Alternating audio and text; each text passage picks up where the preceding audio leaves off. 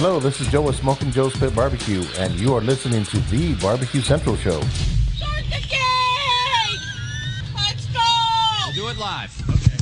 Well, do it live! I'll write it and we'll do it live! So to get that perfect barbecue, you use wood. Are you sure it's safe? Whatever.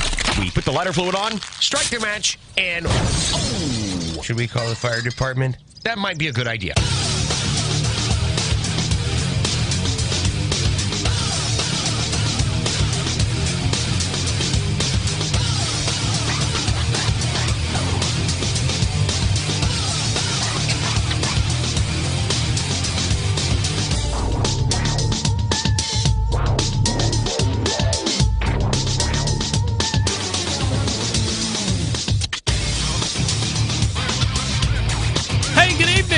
And welcome to the really big Barbecue Central Show. This is a show that talks about all things important in the world of barbecue and grilling. Originating from the Rock and Roll Hall of Fame city of Cleveland, Ohio, the barbecue capital of the North Coast. I'm your program host, Greg Rempe. Happy to have you aboard. Right here on your Tuesday evening live fire fun and frivolity show. Not that anybody's going to do it, but if you want to jump in on the show tonight, here are your 2 bits of contact information. You can get in touch with the show by calling 216-220-0966. Email Greg at the BBQCentralShow.com. On the Twitter and Instagrams at BBQ Central Show.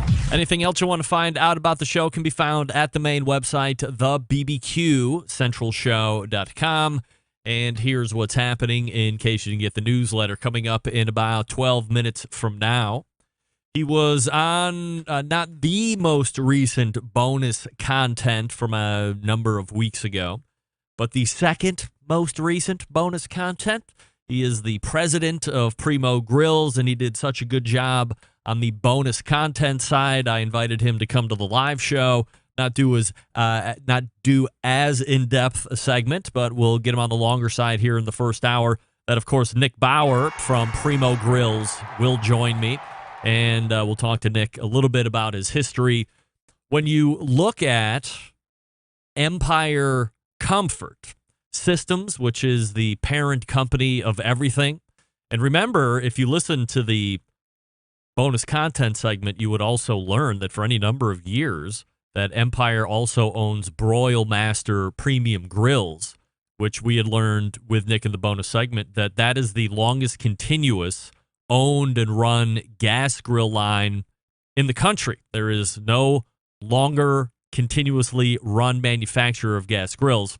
And in history has shown that like those were the posts in the ground and the big aluminum heads, and they never wore out, and you could just get some replacement parts, but you didn't have to worry about the big stuff. That has since gone by the wayside because originally it was gas companies looking to sell gas, and for a couple bucks a month you could pay extra. They would put the Broil Master grill down, and away you went, and you never had to worry about it dying on you because it was just a big, massive, thick piece of aluminum that was never going to wear out.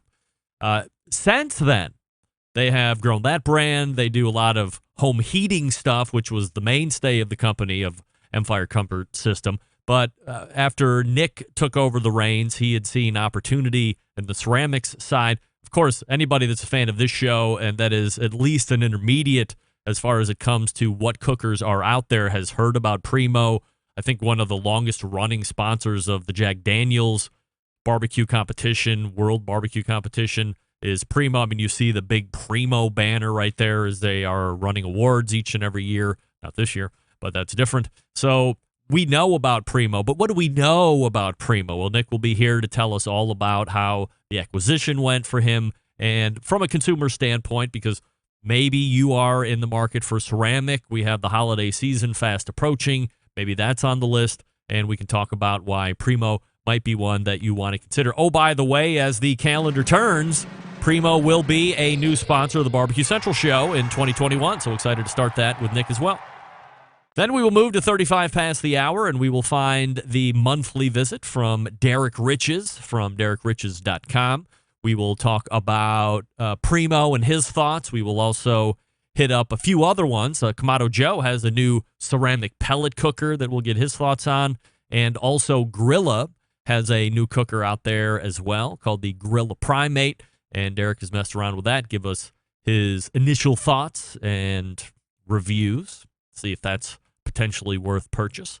So Derek in his normal spot, and then we'll move to the second hour. It is the fourth Tuesday, as I had mentioned with Derek. So, of course, in the second hour, that means a visit from the embedded correspondents. As I had wrote in the newsletter, who knows how this one is going to shake out. We will start by seeing if anybody feels like calling some of the big-named barbecue stars out for shining and showing up late and all this other stuff. Maybe that won't happen. We will also talk about favorite Westerns. We'll also talk about what's best to cremate a human, fuel-wise, lump, briquette, or gas. Maybe. And we will also talk about Thanksgiving tips, tricks, and techniques because everybody on my panel is a well-versed home cook, well-versed competition cook, and all points in between. So I would say if you're a newbie and you're tooling through the show in the second hour and you have some questions as it relates to Thanksgiving because it's going to be here in 48 hours or less, then you might want to jump in on the horn and ask a live question. And as the show moniker goes, we'll do it live. We'll answer that right here, like phone banks that you will find on your local Channel 3, 5, and 8 hack TV news stations.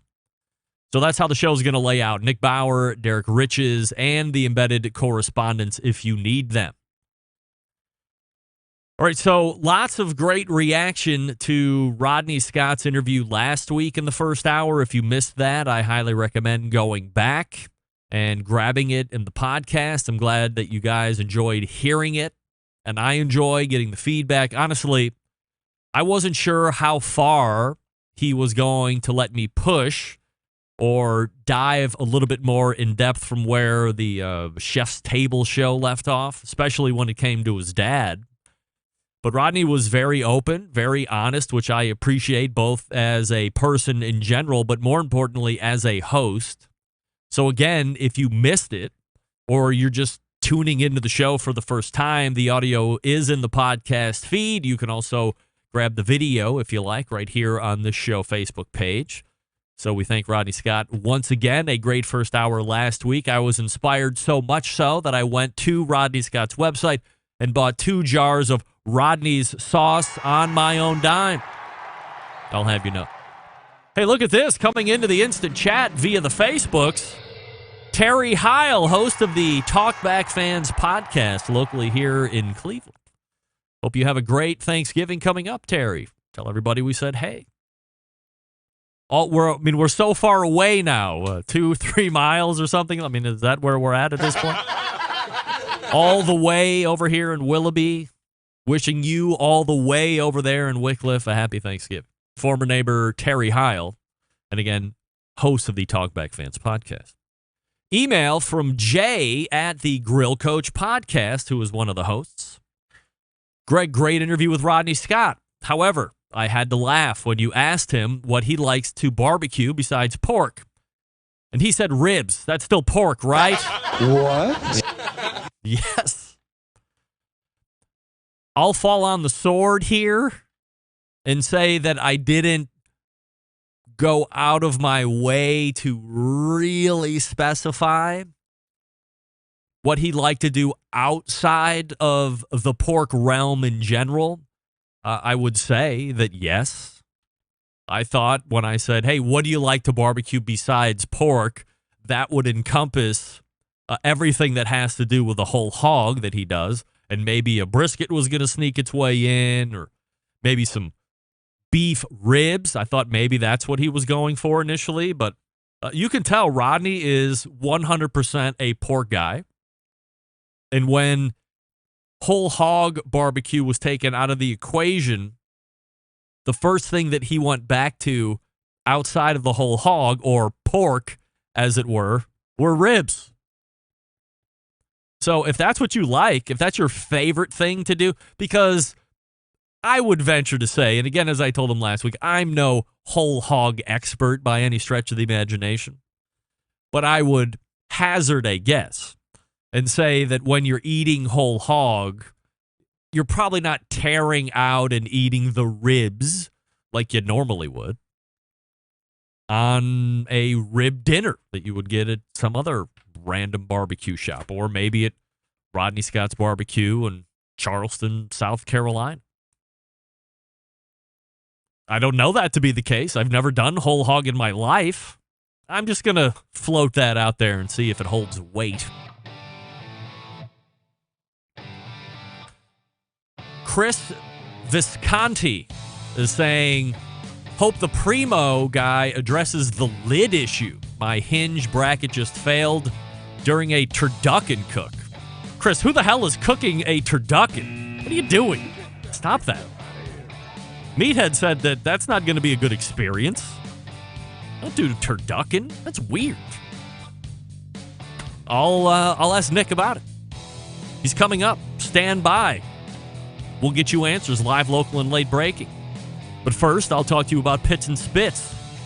Since 1983, they have been handcrafting smokers and grills in Houston, Texas. And in that time, established itself as one of the premier brands in high-quality offset smokers and more recently pellet cookers. Pits and Spits setting itself apart by using heavy 7 and 10-gauge steel in every cooker, fully welded construction that you can feel when you use the unit. A 304 stainless roll-top lid and front shelf on every single smoker. Why does it matter? Well, by using higher quality materials, Pits and Spits smokers reach and maintain temperatures more rapidly, allowing you to worry about the meat than the heat. And providing a fully welded smoker, you have to worry about grease or smoke leaking out of the barrel or that grill rattling apart as you roll it through the backyard. And by using 304 stainless, you're getting an heirloom quality product that you can pass down to your kids. Now, where some companies are focusing on being a low-cost provider, Pits and Spits focusing on craftsmanship and quality materials. Are there cheaper ways to make these? Sure. But they don't like tack welds, cheap stainless, or electronics that you can't trust. Having in-house manufacturing gives them complete control of the design and standards. That's not something you're finding with stuff brought in from overseas. Their steel suppliers supplying some of the best material to be used in some of the harshest conditions around, so you know they're going to perform. Their controllers are made right here in the States and have unimpeded transparency into the programming. Bottom line, Pits and Spits has a dealer network across the country, but if there isn't one close to you, call Coy in the shop. Tell them I called you. 844-650-6250. That's 844-650-6250. Whether you're a backyarder or a competition cook, Pits and Spits is a product for you. You can check them out at pitsandspits.com. That's all spelled out. Or you can see their pits in the wild across social media with all of their handles labeled at Pits and Spits. Again, all spelled out. Why not talk a little Primo when we come back? Nick Bauer's lined up and locked and loaded, and all the other gun references you want to make. You're listening to the Barbecue Central Show right here on the Barbecue Central Network. You're listening to the #1 most downloaded barbecue and grilling podcast anywhere. The Barbecue Central Show.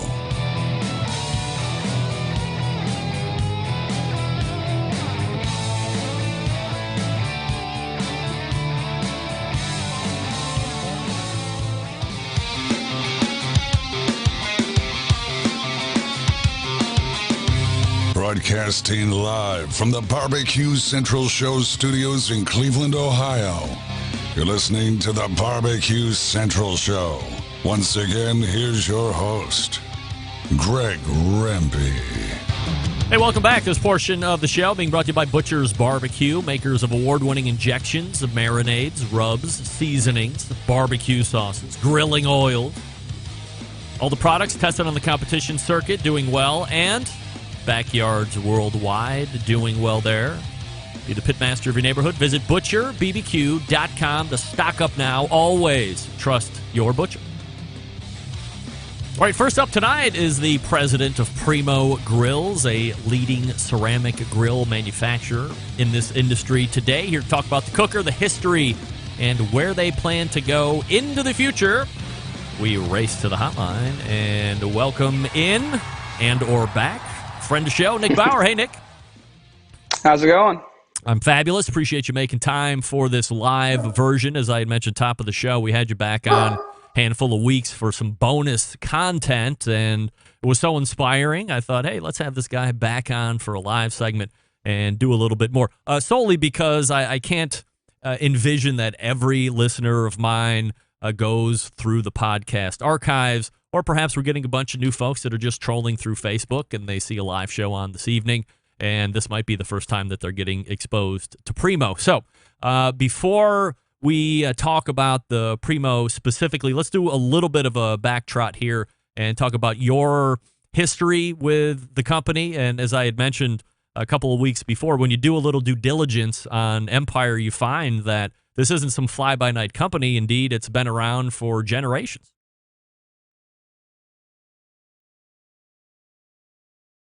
Hello? You can't hear me? What happened there? We were there and we were gone. Can you, looks like he's going to disconnect and come back in. Okay, sorry about that. There you go. All right, so where did I lose you at? Basically, hi. my fault. Great, no problem. So we'll do the abridged re-ask. If you could, give us a quick history on Empire, how you come into it, because as you do a little research, you find that Empire has been around for generations. Yeah. So this is my first ever live podcast. So let's try this again, as they say. Yeah, no problem. Empire was founded by my great-grandfather in 1932. So August 26th of this year was our 88th anniversary. It's been in my family ever since. So I have the pleasure, the opportunity, it's the greatest gig in the world, being able to kind of carry on that family tradition for the last 4 generations.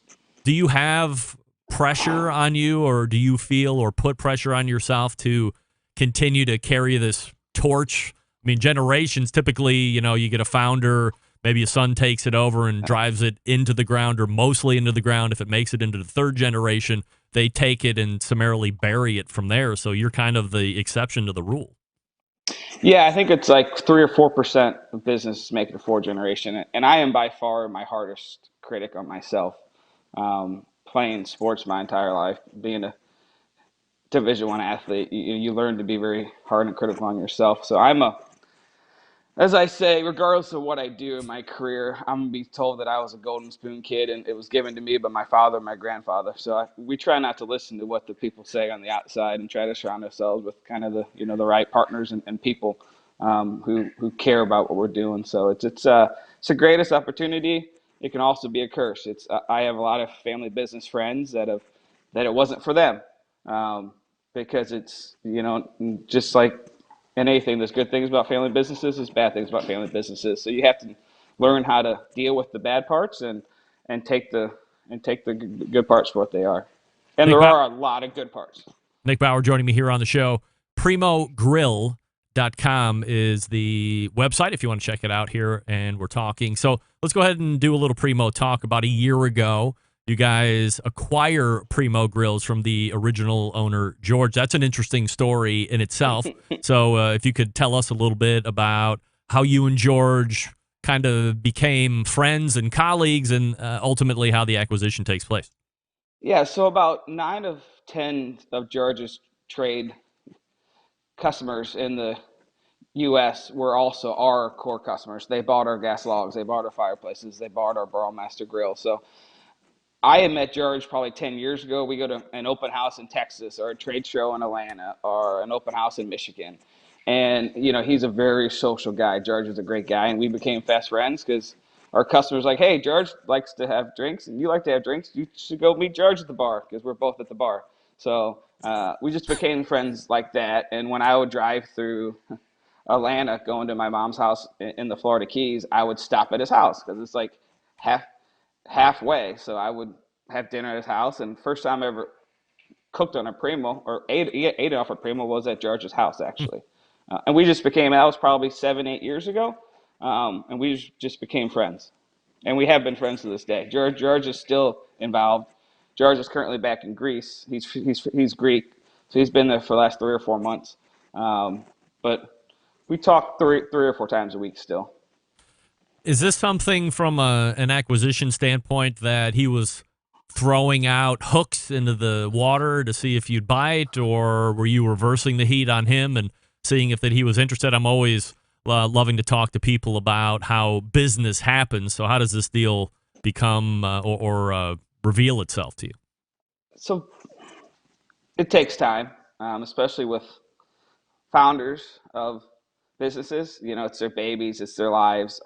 George has a daughter, but the daughter wasn't interested in the business. So I'm always looking at people who are owning businesses. Do they have succession planners or not? George and I first started talking about a transition in 2014 to 2015, and we closed on it in 2019. So it took 4 or 5 years to get to that point.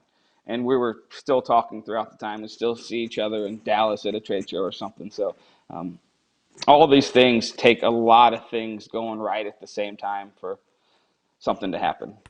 I mean, obviously, Big Green Egg wasn't for sale. I would assume at the time Kamado Joe wasn't for sale, but I believe that has since sold. So, Primo was open. In general, like, did you see a growth potential in the ceramic market, and that's why you decided to pursue it, ultimately buy it?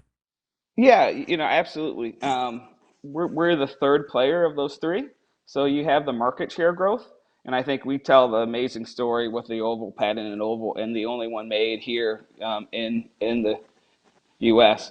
So you have market share potential growth, and then you have to look at, is the market growing or not? And obviously everyone knows what pellet grills are doing right now. So you can say it's not a growing market, but when you look at the overall size of the market, Primo can grow substantially over the next 5 to 10 years, and then we'll eventually get the share that I think that we should get. And we should be that second player in the market with the features we have and just the story that we have behind us.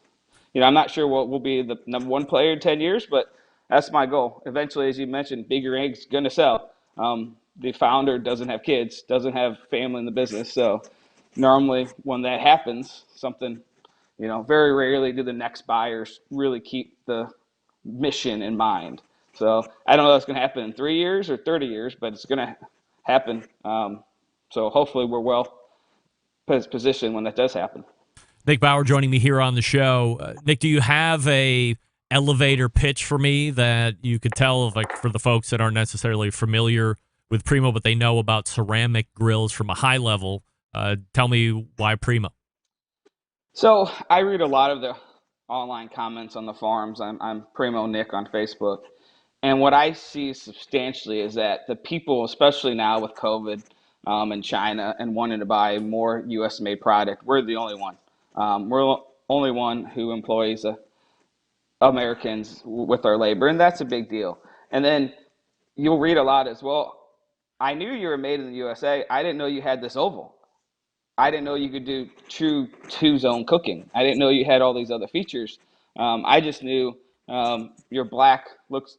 My wife doesn't really want a green in the outdoor kitchen, and your black looks a lot better. But then they find kind of that patented oval design, and that's why people, they may come to us because they care about buying product made here, but then they realize that we have just as many features and are better than what the competition has. I mean, we have a round one too, if you want to buy a round one, but we don't push it. That's not, we're known for the oval shape. When you're buying a Primo, and as you read the comments and reviews online of various cookers and what have you, one of the things that I would continually hear about from some of the other brands was the cooker's great, but you buy the cooker and that's what you get. Then you have to buy a nest to really get it up off the ground and make it more servable. Then you have to buy a play setter. Then you have to buy this thing and that thing. So all of a sudden, the grill might be, less money than all of the other accoutrements and accessories to make it a efficient cooking machine. Where does Primo fall into that when you buy it? Is it cooker only, or do you get a bunch of other stuff along with it from an accessory standpoint to really get you up and running out of the box, as it were? Yeah, that's a great comment. We heard that too. So starting next week, when we start production on the newer models, you can buy a grill that comes with the deflector plates, that comes with a nest, that comes with the divider that gives you that true 2-zone cooking in one box. So we have they introduced a all-in-one model, I think about 3 years ago, to try to make it easier. And now we're adding those additional things to the box. So you can buy it by itself if you don't want these accessories, or you can buy it all in one box now. And we start production on the new models next week. So we did hear that, and that was one of the things that we're changing now moving forward. Size-wise, what are you offering? You'd mentioned that there's a round one, and then you have ovals, but what are we looking at from a model standpoint? Yeah, so you have an extra large, and the vast majority of our sales are in that extra large. And I think it's something like normal 400 square inches. And then you have a large, which is about 300 inches. And then you have the junior, which is about 200. And then the round is the same size as like the big green egg large. And I forget the Kamado. They have the weird name, so I don't understand their names. But so basically, the oval XL is what people buy. It's probably 60 to 70% of our sales. That's when, here on these forums, everyone's like, should I get the large or should I get the XL? And everyone's like, well, I've never complained that my grill was too big. Right. So the XL is what was my first grill that I got about 6 years ago when I first started talking to George. Are you pulling through dealers or do you sell online? We do not sell direct to consumers. So we sell to wholesalers who will sell to a dealer. And we do have some dealers that sell online, but you won't find us in Menards or Northern Tool or selling direct to, Costco. You won't find us there. We try to support, so we're a family-owned business, and we try to support other family-owned businesses, whether it be the local dealer or whether it be that wholesaler. We're not trying to give our money to Menards or Northern Tool or Costco. Do you have a general ballpark price that you're allowed to tell us? I mean, I don't know what how it would differ from one area to the next, or if you have that map pricing like some of the other guys have. Yeah, your map pricing. You're all in one round, kind of that to go against the Chinese and Mexican ones. You start about 900. And your XL can start around 14, 15, and then when you get it up to 2,000. So we're in that 2,200 to 900 price range, depending on what size and if you want a cart or if you want this and that. So we're definitely not cheap, but it's these grills are going to last. I asked someone on the forum yesterday, hey, I was trying to figure out how old this grill was, and it was like 25 years old or something. Wow. So that they last forever. Which is awesome. Let's talk about let's talk about your experience. I mean, you're the president of Primo Grills. I would imagine that, from the minute you took over, you've been rifling up and down the live fire Primo line as quickly as possible. But you have perhaps more of a unique story in regards to use of Primo, and I think it kind of endears you to the target market. Yeah, it's a great story. So Primo grills Raw Master about 10% of our sales. So on the heat side, like the fireplaces and gas logs, 9% of our sales. But Primo's been about 70% of my effort from about 6 months before we bought them, just because trying to learn the product, trying to learn the market, trying to learn the customers, trying to learn how to cook on a thing. So as I mentioned, I first got a Primo in 2014. I hadn't cooked on it until COVID happened this year. So I'm a gas grill guy. So I grew up with Brawlmaster. My family bought Brawlmaster when I was in high school. So I had Brawlmasters in college. I've always had a Brawlmaster. I'm not saying the grill didn't cook on it at my house, because some of the sales reps who were trying to get me to buy Primo would come over and cook on it for me.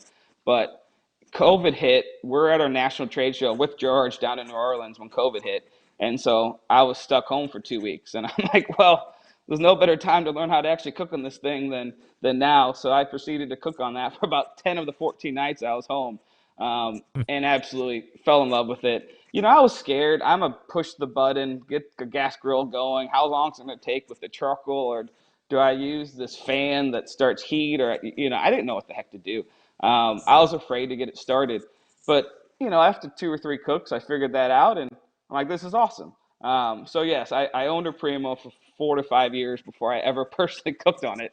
And that's a story you can't even make up. And, I won't say thankfully COVID happened because COVID has been a mess to the world. But it had pushed me to learn more about the Primo than I ever have. And then I actually cooked on lamb last weekend for the first time. So here I am, a normal chicken and steak guy on the Burrow Master, but learning how to slow cook and do ribs and whatnot on the Primo. So I'm a lot more well-rounded now. Nice. Broadening the horizons. Primogrill.com is the website. So with the remaining time that we have, Nick, let's talk about some of the new SKUs and accessories. I had a guy write in asking about rotisseries and baskets, not just the spits and all that. So what's new that you can tell us about? Yeah, so the main three things from 5 years ago when I asked this question to 5 months ago when I asked this question, the hinge, the Oval XL hinge was about 35 pounds to lift. We got that down to about 8 to 10 pounds now. So the hinge was a big thing. The chimney cap. So if it rained outside, you could potentially get water in. Well, Bigger Egg sends this little piece for $30. Well, now we have a new chimney that you don't have to pay $30 extra to keep the rain out. And then just other small things to the grill, always constantly improving it. And then accessories. We have rotisseries on order. We have a pizza oven on order. We have 3 baskets. We have oval drip pans for the grill. So we have a list of about 22 things when we bought the business 12 months ago that we're going to do over the next 3 years. And we're probably about halfway through that 22. They haven't hit the market yet. Production starts next week in the Plaza stuff. For the next 6 to 9 months, you're going to see about half of that roll out. And then the next 2 to 3 years after that, you'll see a electric Primo. So we have a patent on kind of a mini mobile electric unit. So we'll have it in normal charcoal, and we'll have a electric version. It'll be about 85 pounds or so. So we got a lot of cool stuff coming. Just keep watching the news, keep being on the social media, and you can go to our website and join the mailing list so you can see any announcements when they come out. All right, so let me ask you this last question. This was chopped in by Chris Visconti. I'll flash it up here on the screen. Does this at all go into play with what you were talking about with that new hinge system? He seemed to have one that just failed on a turducken cook. We could argue about if turducken was the one to have it fail on, but that's neither here nor there. But what is this something that you hear about, a bracket failing? So if that is having the top get loose, we've added an extra piece. So these guys that love to cook pizzas at like 900 degrees, well, metal is not designed to cook that high. You can clearly see, don't cook over 700. So we added an extra piece so the top won't fall out. If he's saying the hinge failed, I've never heard of a hinge failing. I've heard of it not being very user-friendly. So it's hard for me to answer that question. All I know is we do have new hinges. As I say, they take out about 75% of the weight for the XL. But it's hard to kind of identify what exactly he's talking about. Does that mean a loose lid or a hinge actually failed? Because those hinges are pretty well beat. I haven't heard of very many of them actually failing. And you got customer service that could probably help this guy out anyway. So we do. We're about half staff though. Yeah, we're half staff. So we just had to send 2. Just had to start working from home yesterday because kids are out of school. It's our busy season on the heater side. It's an absolute mess right now trying to get people, having to set up a customer service rep that started 3 months ago, having her set up at home so she can answer calls at home while her kids are supposed to be in school. It's an absolute mess right now trying to handle. So we're sorry if we're late or we take a while or we haven't had a firebox for a while because we moved the factory. It's just, please be patient. Trust me, we're doing the best. It's not from a lack of effort or a lack of caring. It's just a really tough time right now to run a business. It is the president of Primo Grill, the website primogrill.com, and it is Nick Bauer. Nick, appreciate you taking the time this evening. Thanks so much. Thank you so much, and have a great Thanksgiving. You too, Nick. Take care. There he is, the president of Primo Grill, Nick Bauer. And if you are interested, once again, head on over to primogrill.com and see what they have to offer. Half of the new stuff is out, and more stuff will be coming here over the next 16 months or so. I'm sure Derek's got some ideas and thoughts on Primo and where they sit right now, where they might go, and some other stuff. And he's in the green room ready to go. I'll talk to you quickly about B&B Charcoal, newest sponsor of the show. So there's 2 types of charcoal that we can always talk about here on this show: lump charcoal and briquette charcoal.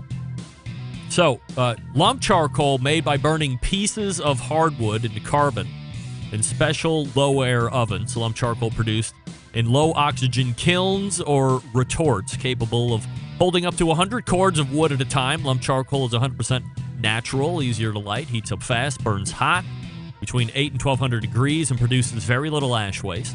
Lump charcoal is very responsive to airflow, making it easy to adjust the temperature. And there's a wide variety of wood species that can produce stink, smoky flavor profiles on your food. The other option, of course, is charcoal briquettes, a manufactured product of several ingredients, including wood char, coal, nitrates, lime, starch, minerals, and borax. Charcoal briquettes first popularized in the 1920s when automobile maker Henry Ford and Thomas Edison teamed up to turn tons of scrap wood from his auto business into valuable consumer products. Briquettes still contain various components in addition to charcoal to improve heating and the length of performance of the product. Briquettes are made to burn longer, more consistently than lump, but not quite as hot, somewhere between 600 to 800 degrees. The specific temperature rate enables you to control the cooking process and set distinct heat zones or extend the burn times using things like the minion or snake method. Briquettes are less likely to break apart inside the bag, so you can use 100% of the bag. Consistent and predictable are the hallmarks when cooking with briquettes, and that's a key factor to producing great tasting food. Bottom line, both fuels have advantages and disadvantages, and both can be used to make great food. In the end, choosing your charcoal fuel source is really a matter of preference. There's no right or wrong answer. The fuel source truly depends on you. Always be sure to buy the highest quality products from a brand you can trust, like B&B Charcoal. If you don't know anything about them, go to the website, bbcharcoal.com. That's BB Bravo Bravo, bbcharcoal.com, and see everything that they have. Academy has it. I think they were in Walmart. My local Ace Hardware, right over here in Willowick, has the briquettes, and they ordered me a special run of char logs. I bought all 8 bags, so don't run over there and ask Amanda for them. I bought them all. But again, bbcharcoal.com. Check them out. Derek Rich is standing by. Stick around. We'll be right back.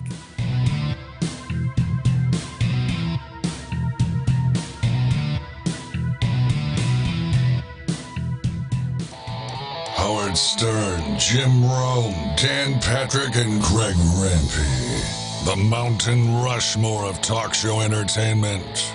Now, let's get back to the Barbecue Central Show. Hey, this portion being brought to you by cookandpellets.com, your number one source for quality wood pellets. For all of your pellet-driven cookers, visit cookandpellets.com for more information or to purchase. That's COOKIN. You can also visit Amazon.com to purchase as well. You can also go to Google Podcasts and subscribe to the Cookin' Pellets podcast. It's dicey, but if you like listening to dicey podcasts. What? I said if you like listening to dicey podcasts, then that might be one you want to check out. The Reverend of Barbecue and some other guy, I think his name's Toby or Tim or whatever the hell his name is. Cookandpellets.com is the place to go. All right, it's the fourth Tuesday of the month, and that means we race to the hotline and welcome back friend of the show, Derek Riches from DerekRiches.com. Hey, Derek. Derek, I don't have sound on you now. This is now 2 in a row. Unbelievable. Let's try disconnecting and reconnecting. How about that? Never fails. These are things that happen. It's technology. So I will disconnect. Stand by. Maybe he'll call back in. I hate when I'm the one that's like ejecting people out. By the way, if you're wondering, I absolutely did the whole computer restart. I mean, it's unbelievable what happens. Best laid plans. Derek, are you there? I'm here. Yes, we got you. Evidently, everybody's got to call in twice today. Who knew? So I switched the microphones after I opened the session. Oh, no. See what you did? What, Yeah, always got to restart. Always got to restart. Lesson learned. That's right. So Derek I Riches. won't make that mistake next time. That's right. I'll Derek find Riches. a new one. Yes, please make new ones. Never make the same ones. At least that way we're learning new stuff. That's right. Yeah. So Derek is here. Again, DerekRiches.com is the website. And I knew you were kind of listening through that opening segment with Nick Bauer from Primo Grills. As someone who follows the industry, Nick said that they're currently number 3 on the list. I don't know how many. I mean, I'm sure there's a plethora of other ceramic cookers, but when you think about ceramic cookers, at least here in the States, you think about Big Green Egg, you think Kamado Joe, and you think Primo, or at least that's the top 3 that come off my head. 4 might be a Grill Dome, but I don't even know if Grill Dome's even around anymore. But, that's a far 4th place, perhaps even losing ground. But what do you think? I can think of, in ceramic, I think there's 7 still. Really? Grill Dome, I think, still sort of exists. All right.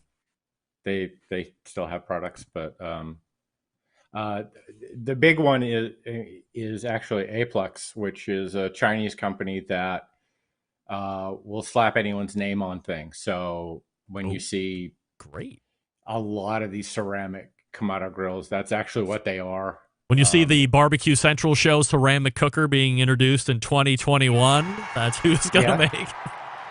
Well, we talked about this with pellet grills. I can hook you up with a ceramic as well if you'd like. That's right. Well, Z Grill will make my pellet cooker, and Allplex or Oplex or whatever the hell you said it was will make my ceramic cooker, and I'll be in business. Yeah. Great. A lot of people do it. So usually when you see a company that's got a range of other products, and then they've kind of got a Kamado grill in the mix, this is where it's coming from. All right, so go ahead and break news right now. Like, who would not want us to know that that's who their private label is? Who would surprise us? I don't know who'd be surprised by it. All right. Under names, Gorillas, Kong is one of them. That they don't make their own? Surprise. I didn't know that. I thought they made their own. No, there's under a name, I think Monolith is a name. Oh, Barbecue Guru. Yes, with the built-in power draft fan. Yeah. And that's one of the advantages of that. You get them to make the ceramics and put the grill together, and then you accessorize to fit what you want to do. Actually, Sapphire was an old-time Kamado maker, and they just kind of basically went out to China under the same contract. So, and anything you see is a generic store brand, same source. Yeah, right. Like didn't the Cajun Cooker Company come out with one a couple of years ago? Oh, that was actually a long time ago. Yeah. And everything's always 2 to 3 years for me, so it was probably like 10 that had years problems because there was some weird stuff in the ceramics. Yeah, like you could tell that right off the bat. I mean, that paint job looked like it was a bad pearl paint job, like at a car show, but bad. Yeah, I think they were going for swamp look right. with that one. Of course, Cajun. Yes, I mean, why not have it be the swamp? It looked like it came out of a swamp, so that was right. an interesting color scheme. What do you think about Primo, though? I've always liked Primo. I've known the Primo people. I knew George Samaras from way back. They're one of the companies that kind of came up right after Big Green Egg. As a matter of fact, if you've got an hour, I think you can walk between where Primo used to be and where Big Green Egg is. Oh wow! In Tucker, Georgia, north of Atlanta. So that's kind of how close they are in everything. I like Primo for the reason that I like the Oval XL. I like the shape of it, and I like the functionality of it. I think it's they went in a different way. They said, "Hey, what if we elongated it, and that will differentiate us?" And it did, and it's a great unit, and I've always really liked it. Do you think that having a younger El Presidente will give them some hope to at least overtake Kamado Joe. I would assume KJ's number 2 at this point, and put them in a position to. I mean, do you ever think that somebody will hop up and overtake a big green egg in our lifetime? That's kind of hard to imagine, especially now that you can buy a big green egg at an Ace Hardware. They have a much larger distribution, and Big Green Egg is really big internationally. They have the largest international distribution, so I don't foresee that happening anytime soon. It's a big company now, and you know, just because Ed Fisher doesn't have someone to pass it on to doesn't mean it's, you know, going to get bought out by some fly-by-night company. I mean, look, half the grill makers today are now owned by private equity firms. So when that day comes, it may not make a change. It, you know, it didn't make Weber a smaller company being sold off to one of these, and it didn't do, you know, and that didn't happen with Kamado Joe either, who is owned by a private equity firm. Yeah, I was going to ask you about that because I had heard that. I don't know exactly when that transition happened. Was that in the last 5 years or so, or longer than that? Fall 2018. Okay, so not too long ago. No. And that was, you know, the founders were going to stay with the company and they would be there, and now their LinkedIn profile says retired. That was Bobby. Bobby somebody, right? Yeah, Bobby. I talked to him on the phone a handful of times over the course of his run as owner. A good guy. Yeah, nice guy. Yeah, very nice. Yeah. Real, very driven person. Yeah. Salt of the Very earth, driven. I think. Yeah, no doubt. Yeah. So keeping in the Kamado Joe talk, let's talk about this Kamado Joe pellet cooker that we saw come out. I remember when I had Nick on a handful of weeks ago for our bonus content segment, I had just tossed out the idea of, hey, you know, Primo has this gas ceramic cooker that they had released a handful of years ago, and it wasn't really doing anything. I said, do you foresee a time where you would have a ceramic pellet cooker? And he said, we listen to our base of customers. The base of customers is not chanting for a pellet ceramic cooker, so we're not going to go out of our way. And oh, by the way, Kamado Joe just brought one to market and nobody's buying it up. So what do you think about the pellet cooker from Kamado Joe, and what is the success that you're hearing? Well, you know, one point on Primo's gas grill is I think it retails at around $4,000. Yeah, I mean, it's very expensive. One of the reasons why it's not selling. The Kamado Joe pellet is the Kamado Pellet Joe, as it's called, I guess. It has been in development now for about 2 years. There was a prototype that showed up in Germany quite a while ago at the Spoga event there, and then it just kind of vanished for a while. So it's now kind of on the market, but you can't find one to buy, and none of the, you know, main retail channels that I've talked to kind of have a very firm date on it. I think they've got it there. It's just not in a large enough number to really be sold. So I think this is kind of, we're going to be looking at, you know, really next year for this. I think they just wanted to kind of try and see if they could get Christmas orders. And I think that retails for around $2,000. I was going to say it's $2,000. So, I mean, it's not less expensive than getting an XL version of any ceramic cooker otherwise.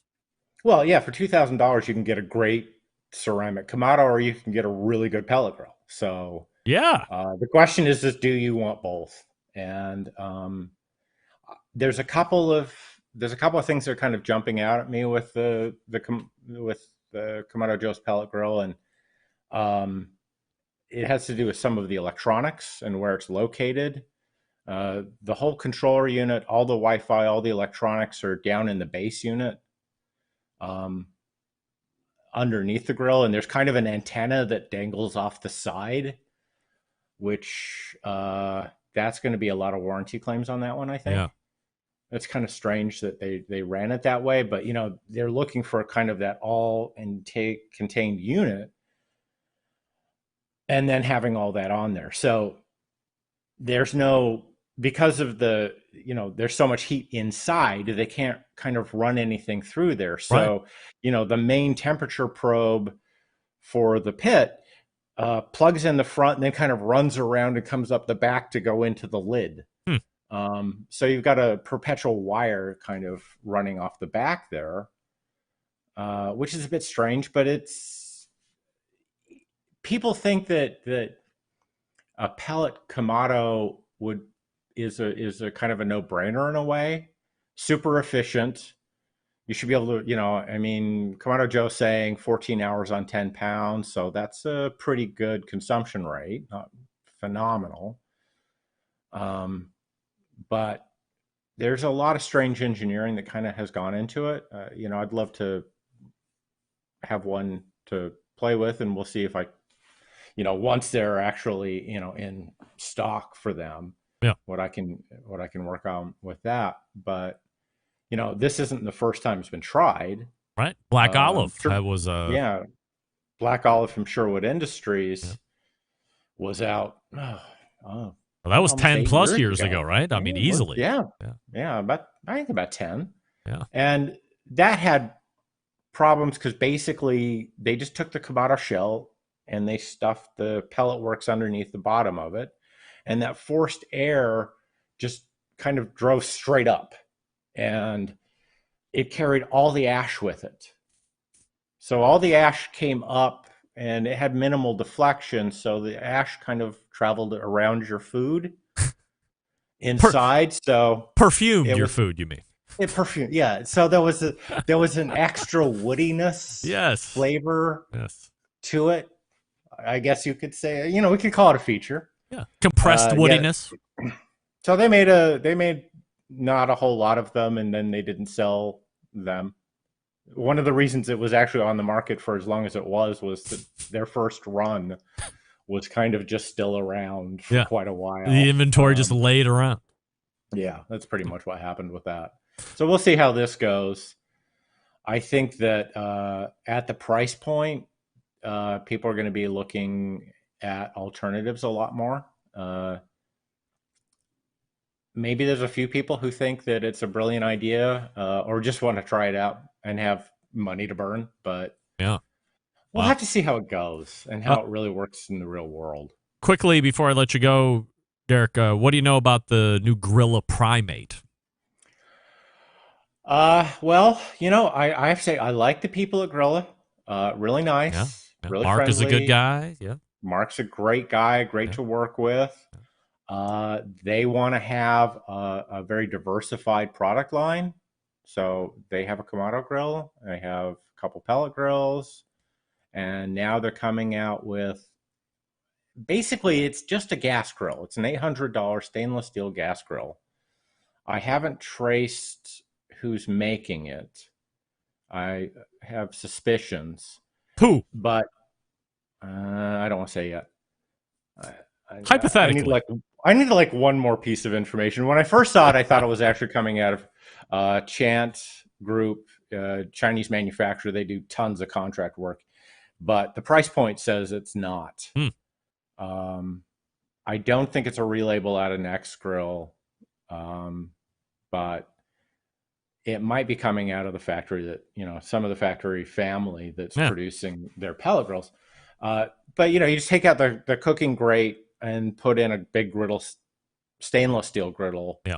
And so they're coming with a flat top grill. And it has a very low height lid. So it's designed to be a flat top, but it does have cooking grates with it, which... So nothing too tall, like burgers, dogs, chicken pieces. Yeah, basic grilling and that sort of stuff. But if you want to get into bigger things, the lid's kind of an odd configuration. But again, it's announced, it's in pre-order, no units yet available. So I'm assuming that any units they have are currently somewhere in the Pacific. All right, so we'll see how that goes. In the meantime, you can check out DerekRiches.com. Are you a traditional Thanksgiving guy coming up in a couple of days, Derek? Or you get outside the box? Nah, we're going to go pretty traditional. Honestly, it's going to be the two of us this year. because we're not going anywhere, and yeah, Kidlet's still in Virginia for another month. So we're just going to do like a turkey breast, smoke that up, and just do some, traditional sides, and keep it pretty simple. Easy stuff. All right. Well, we're going to be doing just about the same here with maybe 2 or 3 more people from the immediate family, and that's it. So, again, DerekRiches.com is the place to go, and you can find him right here on the 4th Tuesday of every month. Derek, always appreciate the time.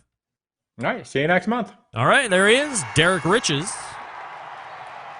And we will see what's happening with Derek next time we visit, because it could be Christmas time. Not only could it be, it will be Christmas time.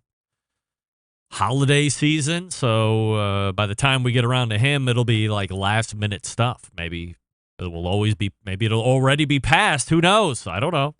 We'll see. I agree with him, by the way. $2,000 for a pellet cooker and a Kamado. I will go higher end. I'll start looking at Mac. I'll start looking at the Timberline series. Maybe I'll get a couple of Ironwoods. Who knows? Maybe I'll get 2 Prime line Jim Buoys. Why not? Prime Plus even, with the lights inside.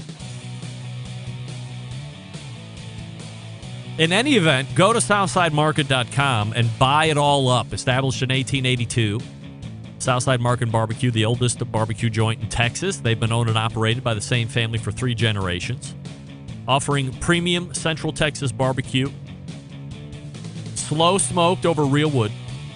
Shipping, distributing, and manufacturing sausages for companies across the U.S., from food trucks to multi-chain restaurants. Southside sausage can be on your menu, too. All meats processed in the on-site USDA-inspected facility. A trusted partner with a focus on quality and authenticity. Wholesale options are available. Shipping nationwide via FedEx. You can also get them through food service distribution. Cisco, U.S. Foods, and Martin Foods, just to name a few. Co-packaging capable, from research and development to package completion. They can follow your recipe or help you develop something brand new. Private label opportunities are also available. Visit SouthsideMarket.com and go to, as you're checking out, if you want to save 10%, promo code BBQ Central, all one word and lowercase. BBQ Central. That's BBQ CENTRAL. Again, all one word and lowercase. Get you 10% off everything at SouthsideMarket.com. So get your sausages and your slammers and everything else in between, your briskets, turkeys. Hurry! 10% off. We're back to wrap the first hour right after this. Stick around. We'll be right back. You're listening to the #1 most downloaded barbecue and grilling podcast anywhere. The BBQ Central Show.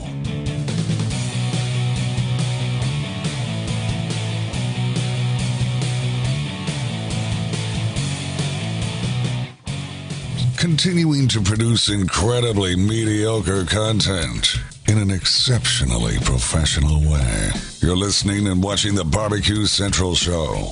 Once again, here's your host, Greg Rampey. Hey, this portion brought to you by Fireboard 2. Fireboard 2 Dry. Fireboard 2 Thermocouple version. Monitor up to 6 different temperatures simultaneously. Connect to Wi-Fi for cloud-based monitoring, or connect via the red, white, and blue hoo-hoo toots. Available to accessorize with your Alexa or Google Assistant. Fully integrated with both. You can find out more by visiting fireboard.com or call 816-945-2232. That's 816-945-2232. And again, for you high heaters, Fireboard is making the thermocouple version, which will go up to 1,200 degrees. So if you're a pizza oven guy and you want to monitor the internal pit temperature of your pizza oven, that nomenclature is poor, by the way, on my part.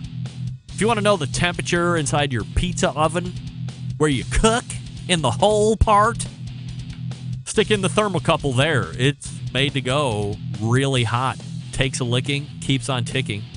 There are accessories to get you out to that 6 ports as well, so head on over to fireboard.com and check them out. Thanks again to Derek Riches for joining me last segment, talking about Kamado Joe and Primo and the new Grilla Primate, which is a gas grill. I didn't know anything about it.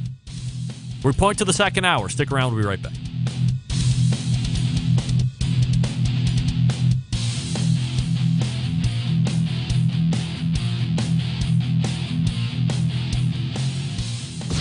This is Terry Howell from the Talkback Fans Podcast, and you're listening to the Barbecue Central Show with the incomparable host, Greg Rempe.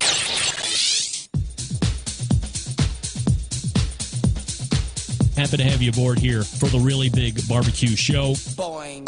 We cook because we have to, and we grill because we want to. Hit me. Fine, how's it going?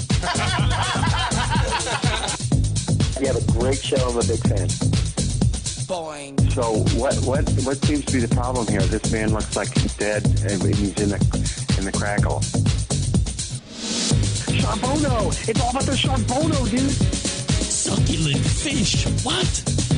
He ate 54 wieners. Oh, listen, Lavernius, shut your face. I'm shaking like a dog shit peach seeds.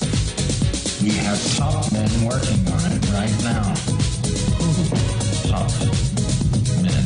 Hey, just like that, we are into the second hour. And 2 weeks in a row, I don't know who else caught that. I see John Silberg just caught it. 2 weeks in a row, you mention, or I mention somebody, and then boom, leading off the second hour ID is the person that I had mentioned 54 minutes ago at the beginning of the show. Terry Heil dropped in on the chat and said, "Hey, happy Thanksgiving," and we had a little witty repartee with him.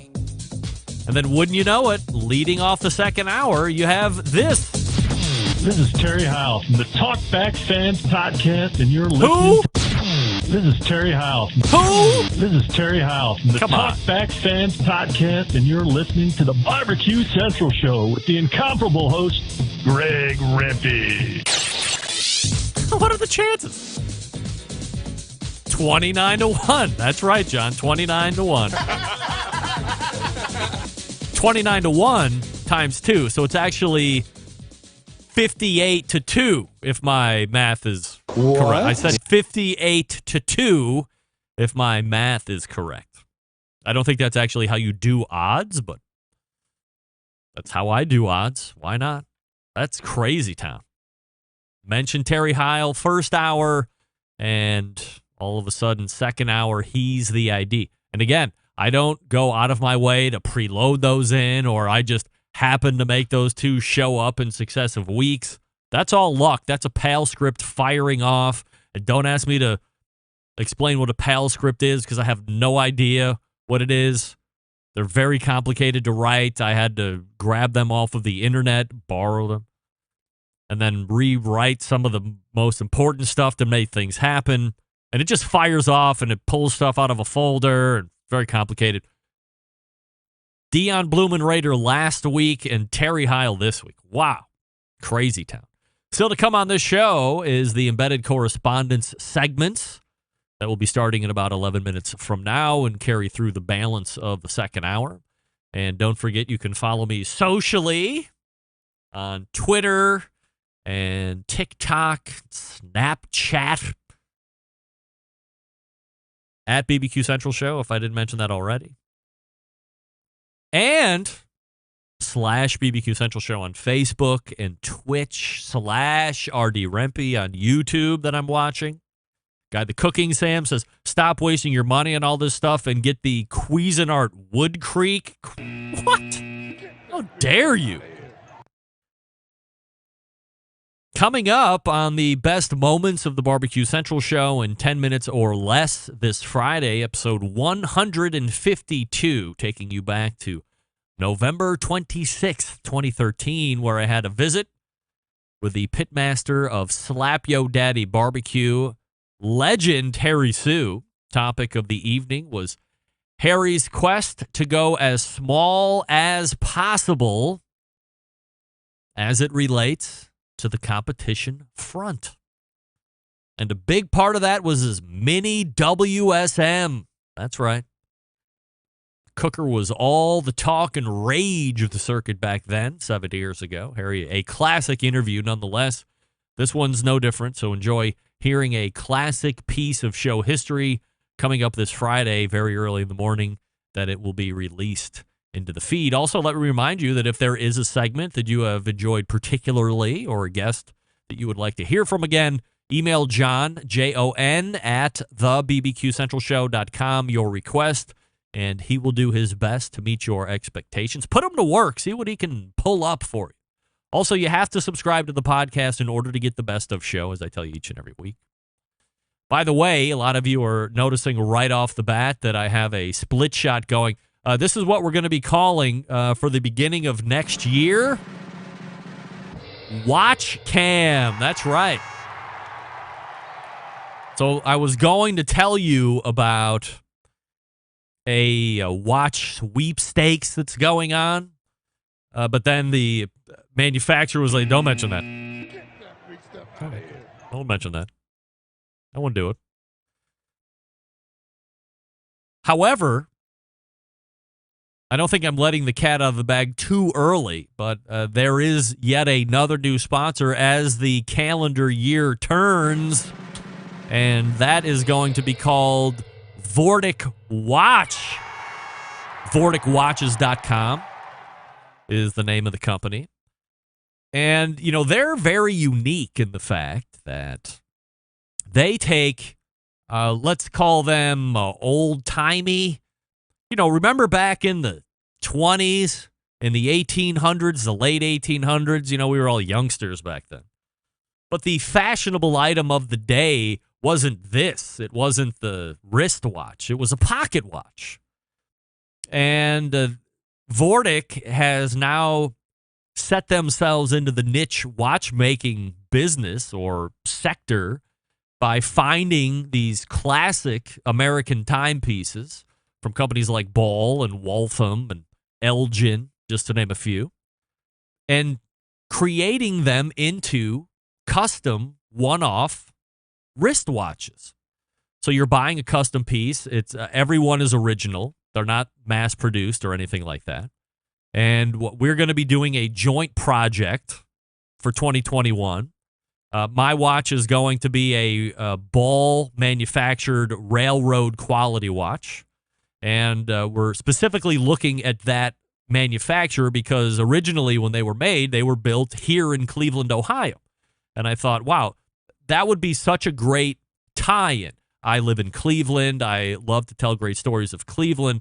I love to wear watches. I mean, look, I bought this watch because Sam, the cooking guy, had this watch, and I love it. I would just sit there and marvel at that watch for video after video after video until I couldn't take it anymore. Like Squints in The Sandlot. I can't take it anymore, so I bought it. I didn't go sexually molest Wendy Peppercorn or anything like that. Squints. But I got the watch. So I just wanted to put up this camera because in 2021, whenever I get that custom watch, it'll be probably into at least well into Q1 before it's actually manufactured. We got to pick out the dial and, you know, do all this other stuff. But once it gets manufactured, I will split it up right here so everybody can marvel at it. Suck it. VorticWatches.com. Going to be one of the newest sponsors of the show. So I just wanted to see how that looked in the, we're going to call it the camera or the watch cam. That's right. Little watch cam shot right here. It's in close. It's out back. It's in close. It's out back. Here's the bracelet. Here's the, whatever. It's also ring cam, ladies and gentlemen. Quick programming note for next week. Now, I'm just throwing it out here as a heads up. I'm going in for yet another ear surgery Friday.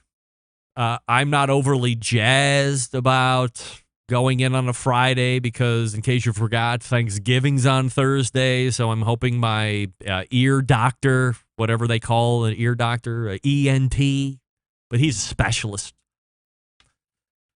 I can't confirm this, but he did ear work for the one and only Oprah Winfrey. I'm not kidding. So I think I'm in pretty good hands. This is his third procedure on this ear, my left ear. But this one is a whole different ball of wax, no pun intended. He's basically just going in and he's boring a bigger hole into where the eardrum is. He's probably going to take the eardrum down again. He's going to put in some hearing prosthetics. He's going to nick off a piece of my ear, rebuild an eardrum, put that in place, anchor it, and then bore a bigger hole back out and streamline everything. Because evidently I have a turn somewhere in that ear canal of mine that collects dead skin.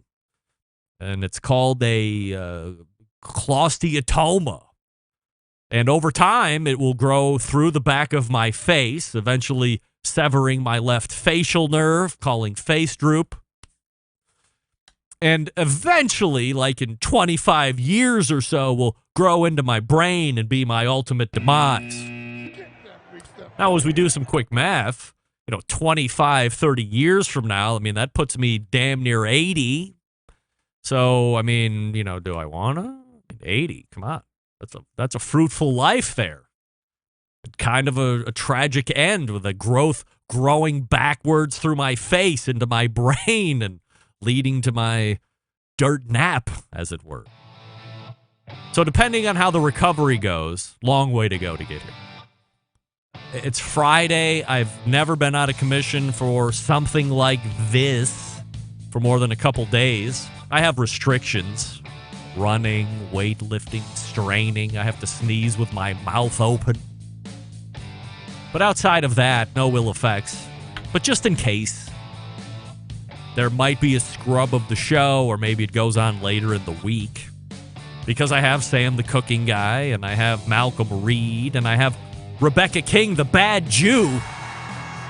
She's the worst Jew. She's supposed to be on. I don't want to miss that. So we'll see what happens, but just in case, wanted to give you the advanced programming note. Embedded correspondents are coming up next. I'll talk to you quickly about Green Mountain Grills. Why not? Choice line, Prime Plus line. Let's take it from the top. If you got all the money to spend, Prime Plus, you get a very nice, robust build of the chassis. More robust than Choice line. The Prime Plus gives you headlamps in the cooking chamber, so you can see what you're doing in the nights. You get the tech, Wi-Fi, internal meat probes. You get windows all over the goddamn place. On the meat, what do you call that thing? Cooking chamber.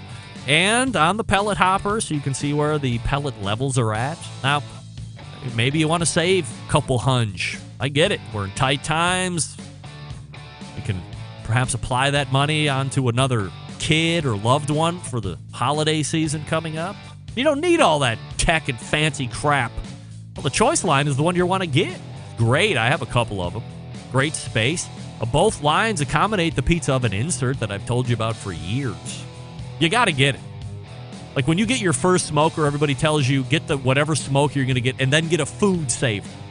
It's like hand in glove. You got to get it. If you get a Green Mountain Grill, Jim Bowie or Daniel Boone, you have to get the pizza oven insert.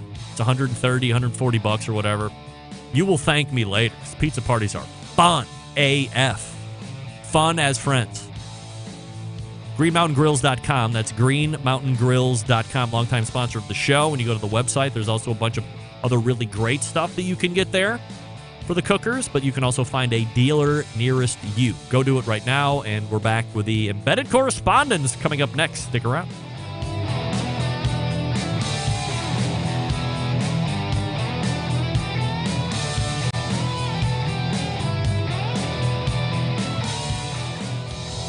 Monthly visits from a killer hog, a cooking guy, a man named Meathead, the author of Barbecue Bible, a grill girl, a bristly barbecue journalist, and the malfeasance of the barbecue world known as the Embedded Correspondence. Only found right here on the Barbecue Central Show. This portion brought to you by Pit Barrel Cooker, the most unbelievable outdoor cooking device on the planet. Currently available in 2 sizes, but there are more sizes to come sooner than later, whether you're a beginner or professional. Definitely a cooker you want to add to your arsenal. Visit pitbarrelcooker.com. That's pitbarrelcooker.com. And tell them the Barbecue Central Show sent you. Tell Amber we said hi. Tell Noah we said hi. Tell everybody that's in Louisville, Kentucky still that we said hi. Pit Barrel Cooker. Love it. All right, it's the fourth Tuesday. Jeez. It's the 4th Tuesday of the month in the second hour. And that means we are firing up the embedded correspondents. There they are, and all. I give somebody the wrong deal. I did. Oh dear. Poor Rusty. Hold on. That looked great. Yeah. What did I do? Hold on a second. Can you hear me? I gave. Yeah. No. You're. You look better than ever. Oh wait. Thank you. Hold on. I can fix this. Give me one. I'm mid-drink right now, guys. Give me a minute. No, you're all right. Give me. Let's see. Go to setup, and that would be box 2, and this would be guest 4. Look what I did. There he is. Yes. Hey, I did it. I was better mid-drink. I was trying to think, like, how could I possibly screw this up? But I sure did right there. So, nevertheless, we are locked and loaded. No, guys, last time we were all together, we were outside of the, last month was Origin Stories month, of course, but the last time we were all together, we put in the Barbecue Central Show Guest Hall of Fame. Rod Gray, Pat LaFrida, Susie Bullock, Lene Oxley-Loop, and George Motes. We have subsequently had follow-up interviews with Rod Gray and Lene Oxley-Loop, but Pat LaFrida is missing in action, and Susie Bullock is very busy, and we've unable to clear some hurdles with her schedule, and George Motes was a mix-up on my part, so we're going to try and get him in December maybe, but, all in all, a great Barbecue Central Show Hall of Fame guest list, so I appreciate you guys muddling through that with me. Let's start right up here and right off the bat, gents, if you don't mind. We'll go around the dais, and we'll start with Rusty Monson from Salt City Barbecue. Does anybody want to call out any big-time barbecuers for shining on them recently or showing up to social gatherings late or anything like this? Rusty, yes or no? I'm just going to say that, if you make plans with someone, and you can't make it, just apologize. That's all I'm going to say about it. Say, sorry. I don't know what you're talking about, but do we want to call anybody out by name? That's what the question was. Yes or no? I played the 5th on that one. That's a no. That's fine. All right, Doug. Have you any desire to call anybody out by name, whether for shining or showing up late to social gatherings? No, if it affected me directly, I'd tell them face to face. But I think, at the end of the day, we're all barbecue cooks. And I will say, don't have other people cook for you, and don't forget the small people. That's all I'll say. All right. And John, anybody that you're looking to grind an axe on potentially? I got no axes to grind. I'm just happy to be here with the only important big name barbecue people. That's right. Sitting right here on this panel. Doug Scheiding and we're Rusty happy Monson. to have you. Absolutely. No doubt. All right. So that was a little less productive than I was hoping for. Perhaps remember, folks, I don't know if you ever heard Daniel Vaughn say on this show, but we are courageous on this show. I just would like to repoint that out. Nevertheless, we continue on. John, let's start with you. Given the choice of lump charcoal or briquette or gas in order to cremate a body, which fuel are you going with and why? There's only one choice, and that would be lump. There's only one choice. Why? You have to go with lump. You don't want your loved ones smelling like gas. You just don't want them to. You just got to go with the lump. Got to go with the lump. All right, Doug, your choice of cremation? Don't like the taste of charcoal personally, so let me taste like gas, to quote a Traeger ad. All right. Taste like gas. Rusty, your cremation preference? Yeah, I was going to say gas just for the effectiveness of it, but John convinced me otherwise. I don't want to be, I don't want to have that person smelling like gas. So yeah, let's do some lump. All right. I mean, I have a good smelling affair. Maybe it's me not having had to deal with a lot of ultimate demise in my life, but are there a lot of people that if they get cremated, the living folks bust open the jar and whiff? Like, you're really worried about your loved one smelling like gas, or you want a wood smoke scent to their remains? I mean, what are we talking about here? Hey, there's so many purists out there that hate gas. Why would you take your loved one to their final resting place on gas after you sit around and hate gas all your life? Yeah, that's right. You have a nice hickory smoke. That's right. Yeah, come on. What are you talking about? All right, before we get into the Thanksgiving stuff here, guys, let's go around the table. Doug, we'll start with you, little outside of the box. Favorite Western movie? So for me personally, I'm going to classify it as I normally do. The Deadwood series was fantastic for me. Is that a movie? Today, it was a series on HBO. So it was a Western series. That's for me. I'm not a Western guy, but today my father-in-law was here and we watched the Western channel for no less than 5 hours, 6 hours today. Wow. And anything with Raquel Welch in a Western movie, I'm in. Oh, okay. So we watched Hanny Calder today. Wow. So, and of course, any old John Wayne, El Dorado, The Alamo, True Grit, etc. But yeah, Raquel Welch was in some Western movies, and I saw one today. All right. Well, I can pretty much also surmise that any movie with Raquel Welch is going to be a good movie. That's just me, a legendary beauty. You. Yeah, who cares about how good the movie is? But there you go. I appreciate it. However, I would like to point out, Doug, you did not answer the question, but that's fine. We move on. John, your favorite Western movie? Hands down, greatest Western film of all time. Here we go. It's like picking your favorite tattoo, but it can be done. The Good, the Bad, and the Ugly, 1967, 2 hours and 58 minutes of Western greatness. Wow. That is a dialed-in take right there. See, that's how you do it, Doug. Rusty, favorite Western movie? As a huge fan of Western movies, and it's my number one favorite genre, I've seen literally thousands upon thousands. I will say that the Deadwood technically is a movie because the last one was a movie. So he did kind of answer the question right. That is my favorite. He didn't. It's technically, he could. Anyway, point of the matter is, it's hard because it's always a toss-up between Unforgiven and the newer True Grit, the Coen brothers True Grit. Those two are, in fact, I named my first barbecue team True Grit Barbecue after that movie. But I would say Unforgiven just because it's in my opinion, the perfect Western movie. It's got everything. It's got the lines. It's got the shooting. It's got the storyline. It won an Academy Award several times, and there's a reason for that. So I'm going to say Unforgiven.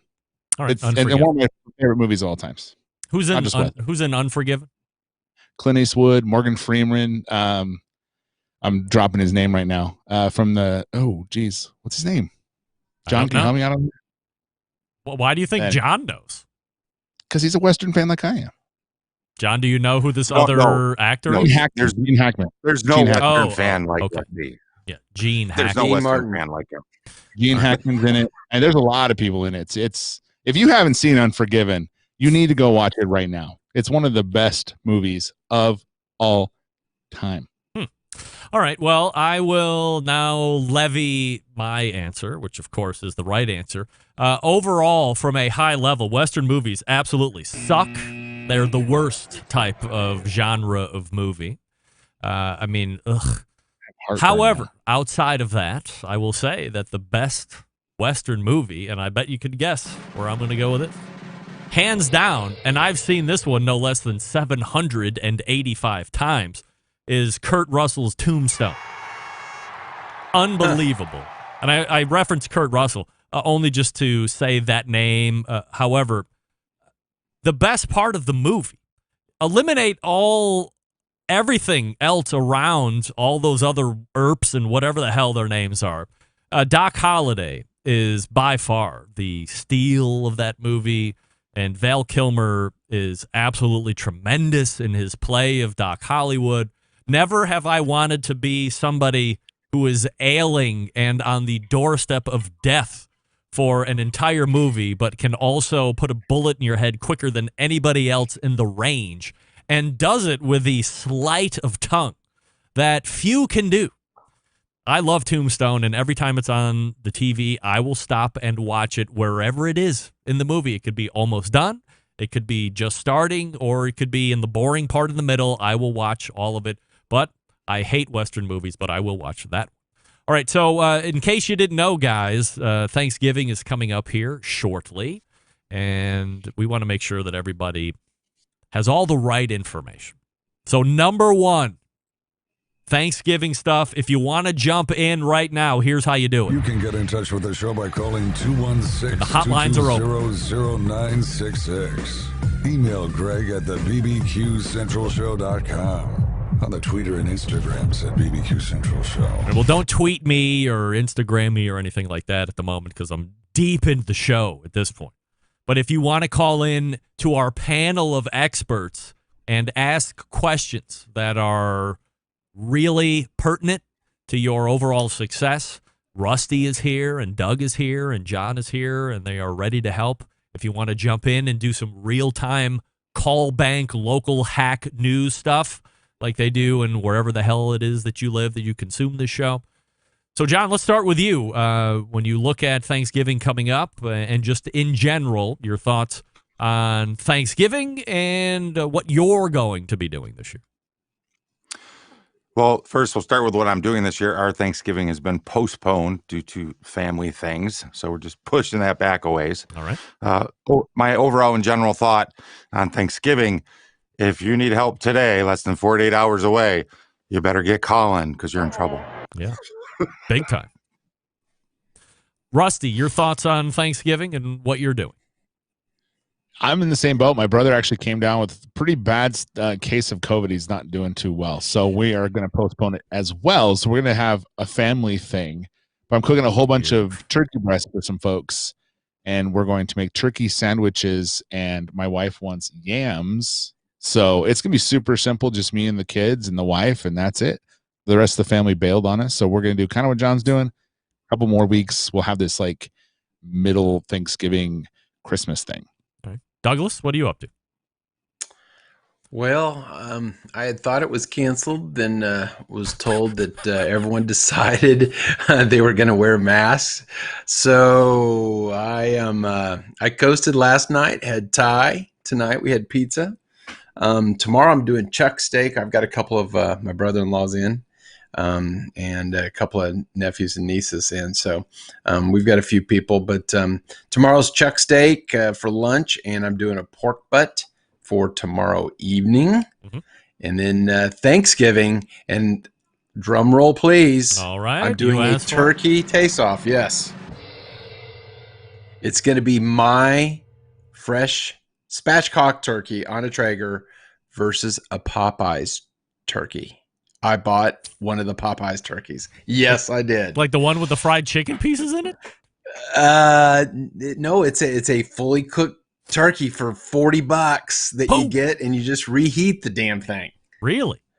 Yes. Wow. Yes. All right. So, I mean, and being best guess, do you feel pretty good about your spatchcock turkey taking the cake? I hope so.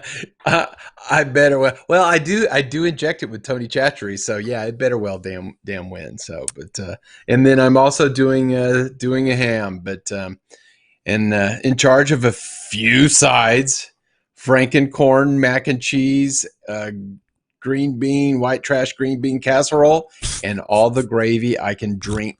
Oh my! What's Franken corn? I've never heard of it. It's like a jalapeno cornbread that's very moist and creamy. You use cream corn in it and a little bit of, I think it's butter and sour cream. You put that in the cast iron skillet? Yep, exactly. All right. Exactly. But it's got to be the jalapeno cornbread that you use because I like a little spice to it. So, yeah, doing that. All right. So I'll be doing tomorrow, holding up a lone family tradition, the big spaghetti night as a lead in to Thanksgiving, as I was growing up as a youth in Cleveland, Ohio, and even Saratoga Springs before that. The Wednesday leading into Thanksgiving was always a huge pasta night, where my mom would make vats of homemade pasta sauce, and away we would go. And then we have a 12-pound. It's a fresh turkey. We bought it unthawed already, and it's just been sitting in a refrigerator for the last handful of days, making sure that all the ice crystals are out of it. And I'm going back and forth on a spatchcock or keeping it whole. So let's go around. Let's see what everybody thinks I should do. Rusty, we'll start with you. Should I fight my fight and say spatchcock, or should I let the women rule the roost, and if they want to do whole bird, relent and say whole bird? I would say spatchcock, because when it lays out and the way that you cut it, it looks real slick. So I think if you presented it properly, they would change their mind and then forever be spatchcocking. So I think it has a really cool, you can make it look real nice. I think it looks better sometimes than a whole turkey sitting out. I know it's very traditional, but that spatchcock turkey you laid out and cut right can look really, really, really pretty. And it's easy to grab food off of it. It's easy to cut it. Tastes better because you're getting smoke from all sides. You're getting flavor from all sides. It's easier to cook, cooks faster, all the things. So I would wow them with your spatchcock skills. And next year you could be doing it, and the year after, and the year after, and the year after. Doug, fight worth fighting? Yes, I used to do fried turkeys all the time, and everyone loved the stinking fried turkeys. Ew. But the last couple of years, I've convinced them that the spatchcock turkey is better. Just make sure you have a great pair of kitchen shears, because that backbone ain't a chicken. Let's just say it's big. All right, John, fight worth fighting or no? Keep it whole, man. Keep it whole. Truss it up pretty. Make it smoke Truss it it up. perfectly. So truss it up, baby. I don't know Make how to it do sexy. And smoke it sexy. Don't over smoke it so it's black and put it on Instagram. Tell me how great it is, because it ain't. Make it look mahogany beautiful. Pull it off at the right moment. Yeah. Get it on that platter. It's just, there's nothing sexier than a whole turkey sitting there. Be it, you can carve it. We know how. You can cook it right. We know how. Is it going against our live fire grain to do a roast turkey in the oven? Does it have to be barbecued or smoked, Doug?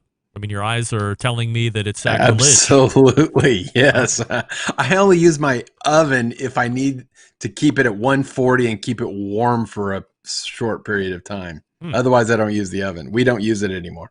Rusty, roasting a turkey is sacrilege? I wouldn't say it's sacrilege, but you're missing out. Like I can remember the day I had a smoked turkey for the first time, and it was you don't ever want to cook it any other way. It's almost like they were meant to be. It's like peas and carrots, so it has to be smoked. It has to be. John, are you going to take a contrarian position? I say it's dealer's choice, first of all. I can roast a chicken a lot better in the oven than I could do it on a smoker, and there's a good chance a lot of folks will have the same results if they go to the oven. So if you've never smoked one before, this Thursday's not the day to do it. So no harm, no foul. Go to the oven if that's what you got to do. All right, so we'll see what I'm allowed to do and what I am told to do here as we enter into Thanksgiving 2020. Guys, real quick before we head into the break here, Rusty, did you think we would be out of COVID by now? No, I did not. You didn't? Back in March, you thought we would be free and clear by the end of November? No, because they actually said that we wouldn't be. So I kind of listened to the experts and thought, okay, well, they're probably right. It's probably be another year. So that's always in the back of my head. Now, did I think it'd be worse? No, but it's crazy. Doug, do you think we'd be out of it by now? Yeah, I thought we'd be on the downhill decline, but I'm just amazed at the incredible spikes that we're having. I mean, we had 20,000 in Texas today, so and 175 in the U.S. So it's just, maybe I didn't want to believe it and I was naive, but yeah, I wasn't thinking of the cold weather up north and all the people having to be indoors, which is a problem because, I mean, hell, we were 80 degrees here today. So, John, did you think we'd be out of it by now? No, I was hopeful, but I kind of fell off of that in September. I'm hoping for March of 2021. That's what I hope. I thought 100% we would have been out of it. Of course, I'm wrong. I really hoped. I thought we could mitigate, but I think we got bored and decided, F it, we're just going to go ahead and live life, and now we are reaping what we've sown, or some of us reaping whatever. But, I mean, it is, Ohio is spiking the likes we have never seen. The other day it was 12,000 new cases, and that had jumped from 8,000 on a previous day, so it is absolutely going bonkers. And I agree, Doug, people are moving inside. It was no warmer than 46 degrees here today, and it's pushing down into the low 30s overnight. And next week it's going to be highs of 32 and 33. So we'll see how that works out for us. All right, so we will head to the first break. Again, if you want to jump in and ask the expert panel some questions, they are more than happy to take them, and we'll be right back with them as we tie up the turkey talk. And then we get into more important answer and questions like, are you a fan of American cheese? Is Nickelback great or garbage? And various other world-changing questions. First, I'll talk to you quickly about Big Papa Smokers, the one-stop online shop for all things barbecue. The curated selection of only the best outdoor cooking and grilling supplies get you on the path to better barbecue results in no time. Big Papa's known for the championship rubs and seasonings. Flavors like Sweet Money, Cattle Prod, Cash Cow, Little Louis Seasoned Salt, Double Secret Steak Rub. Doing very well on the competition circuit. Also in the backyard. It's all I use exclusively at this point. Every once in a while, a little Just Pryles or some Barbecue Bob Rub from Barbecue Guru. But mostly Big Papa's. 13 perfectly balanced flavors that transform ordinary meals into extraordinary. Whether you're looking to impress the judges or grilling for family and friends, Big Papa's award-winning rubs and seasonings will not disappoint. If you're looking for a new go-to sauce, who's not looking for a new go-to sauce? Big Papa's owns Granny's barbecue sauce. Powerful flavors reminding us of why we fell in love with barbecue in the first place. You can also find that at BigPapaSmokers.com. They also have great pits. If you're looking for a versatile smoker that's easy to use, check out the Mac 2-Star General Pellet Cooker. Big Papa's Smokers is the exclusive Mac dealer, even offering special packages.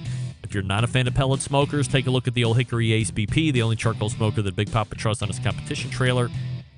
If you're not sure of what grill you need, you can call them. That's fine. 877-828-0727. That's 877-828-0727. Or shop their website, BigPapaSmokers.com. That's BIGPOPPA, BigPapaSmokers.com. And they're always down with the Black Friday stuff. So if you're not on their newsletters, get over there, sign up, and save. More embedded correspondence coming up. Stick around. We'll be right back. You're listening to the #1 most downloaded barbecue and grilling podcast anywhere. The Barbecue Central Show.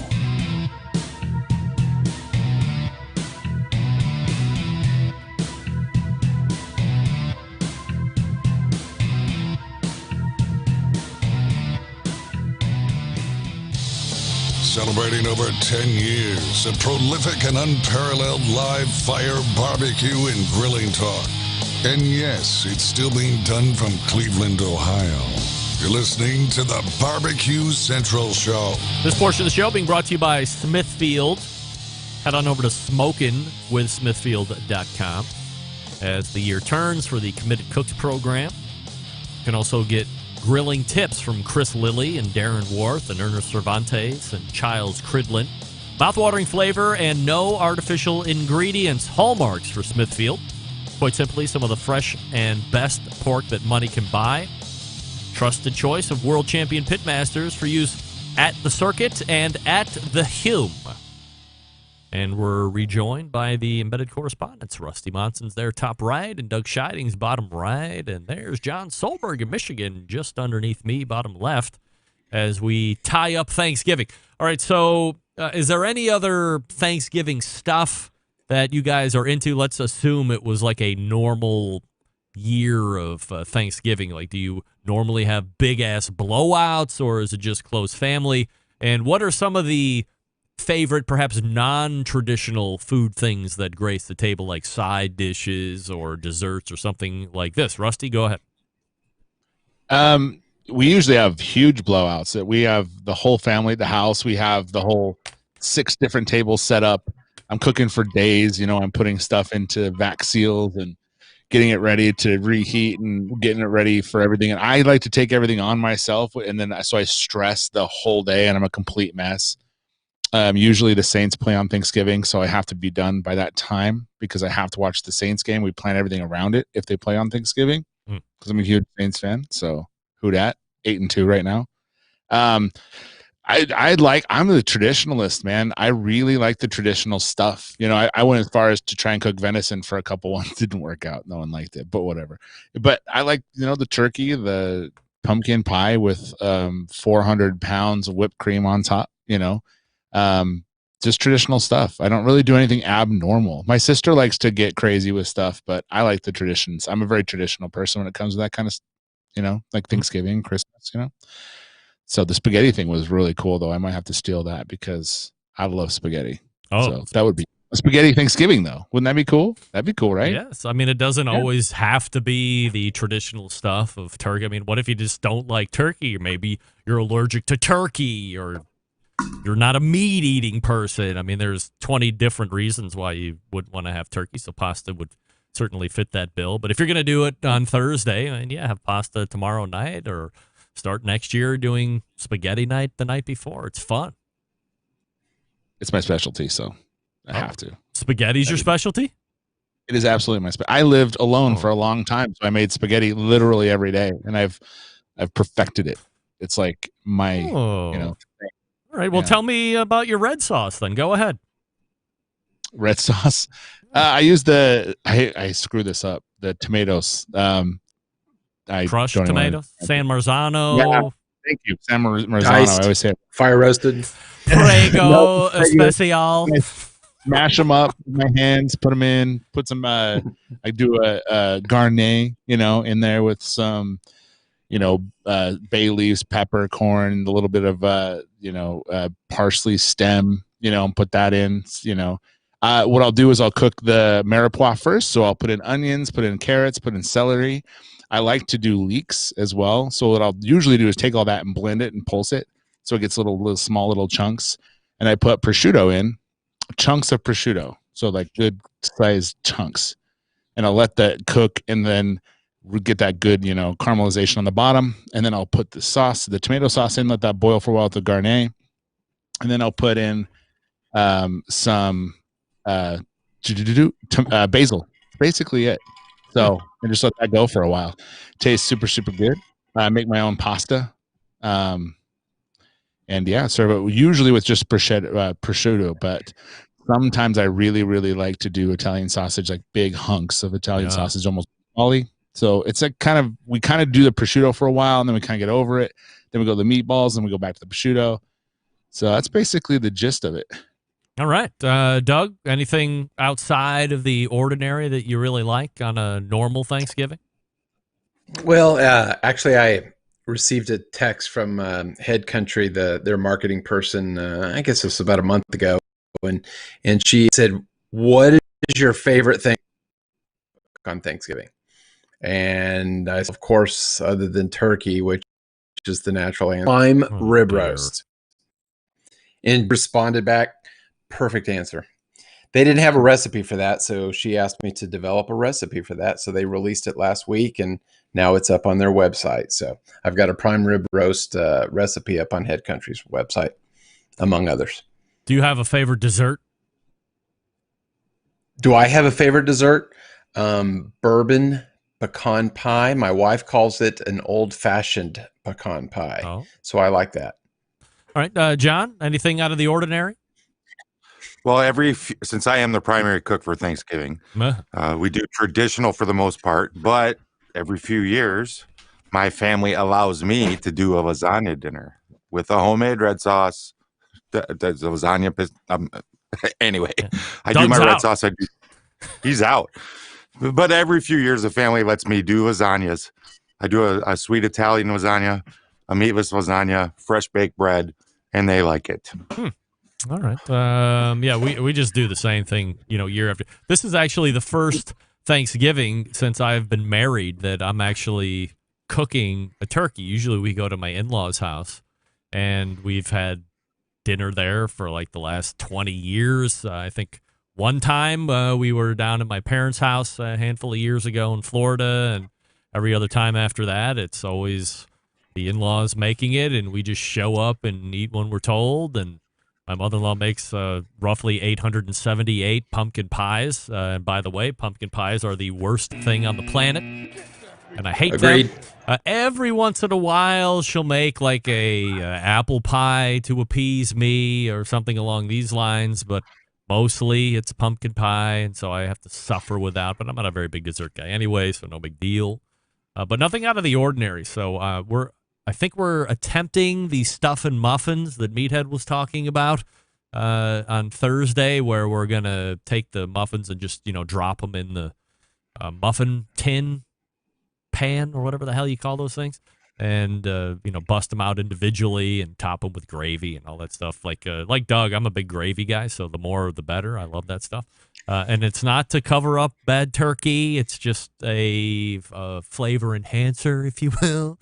And there you go. So that's what we're doing here for Thanksgiving as we tie it up. So everybody else in the country has their Thanksgiving on lockdown because we didn't have any calls in. So that's good news. Glad everybody is set and ready to go. And you can't call in tomorrow and ask for help because then it'll be damn too late. You can guarantee that. All right. So we have a handful of minutes left here before we close it out for the month of November. And then I have one more embedded correspondence, which I think is typically in December is don't we recap the year in December? So we'll spend that 2 segments talking about the best and worst parts of the show through the course of the year, and that'll be interesting next month. So you have that to look forward to. John, let's start with you.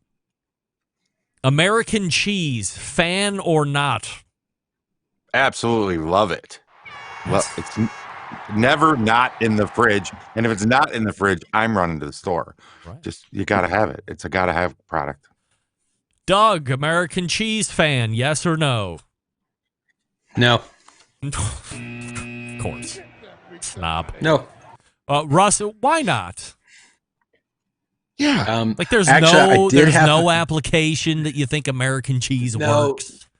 What do you like, Havarti? I have to say, yeah, Oaxaca and Mexican blend, sharp cheddar. But I did have a burger this week. Yeah, that was incredible. It was a smash burger with cheese, and the cheese, oddly enough, was on the bottom, not the top, and it was American cheese, and it was amazing. It was. It made me rethink my position, actually. Rusty, American cheese or not? Side note on cheese: when you're doing the spaghetti, you have to use pecorino, not Parmesan. You're wrong, but okay. Yeah. Oh. And by the way, pumpkin pie is the greatest thing ever. You guys you have severe behavioral disorders. It's the grossest. Okay, so now we're going to diverge. So you're talking to somebody who's a spaghetti expert here. I'm not some chefy bastard like you are, Rusty. So you take your pecorino and throw it out the window. Go to the Italian market, get your common ground. What the hell do you call it? Parmesan cheese. Yeah, the Parmesan cheese. No. Not in the can. Not in the can. You go to the Italian market and he will grind it up for you. That's number one. And so you can, put that in the sauce if you want, or you can top with that. The only thing that should be topping is Parmigiano Reggiano, because it gives you that nice nutty finish over the top. And I know it seems a little snobby, but that's the only time you will hear me talk specific Italian cheese. If you're going to do spaghetti night, I'm not talking about lasagna. I'm not talking about gnocchi or fettuccine, whatever the fuck else you're going to be doing. I'm talking about straight spaghetti. Big bowl. You get a sausage link. You get a couple big-ass homemade meatballs, and then Parmigiano Reggiano microplaned over the top, and there can't be too much as far as I'm concerned. And bam, maybe some crushed red pepper flake over the top for a little heat. Oh, I'm telling you, it's absolutely spectacular. All right, I apologize, Rusty. We got off on a tangent there. Go ahead on the American cheese, yes or no? It's pecorino. American cheese. You got pecker right. Yeah. American cheese is hell, I put you know what? I'd put American cheese on spaghetti. How's that? That's how good it is. I love it. I put it on everything. It's like oh man, smash burgers are cheese and everything else. Yeah.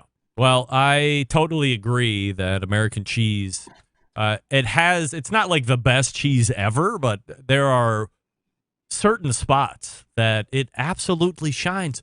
For instance, grilled cheese is one of my favorites. Grilled cheese with tomatoes in it, just regular cheese.